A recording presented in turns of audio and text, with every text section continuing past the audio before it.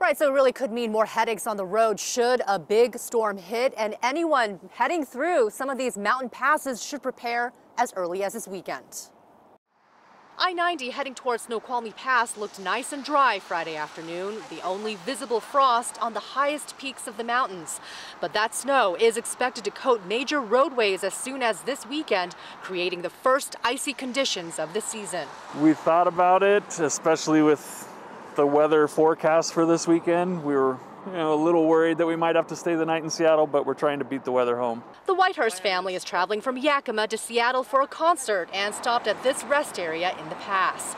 They don't have chains, but their Jeep's four-wheel drive gives them some reassurance.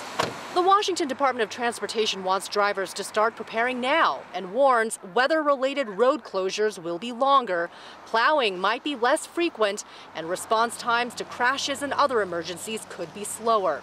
The problem, once again, is staffing issues related to pandemic hiring freezes, plus nearly 6% of staff left the agency because of the vaccine mandate, according to WSDOT. This fall, the department resorted to closing some rest areas due to worker shortages. And this winter, WSDOT says the deficit will persist. They're down nearly 300 workers out of their usual 1,500 staff members.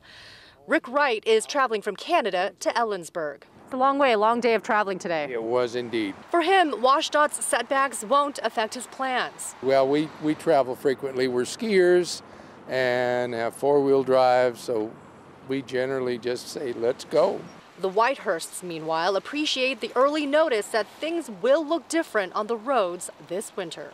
It's scary, but also like getting us prepared and knowing what's going to happen is how we're going to be safe.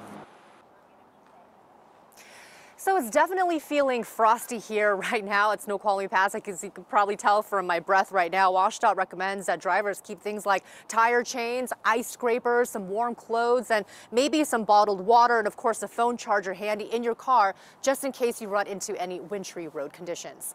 Live at Snoqualmie Pass, I'm Christine Pei, King 5 News. Christine, thank you.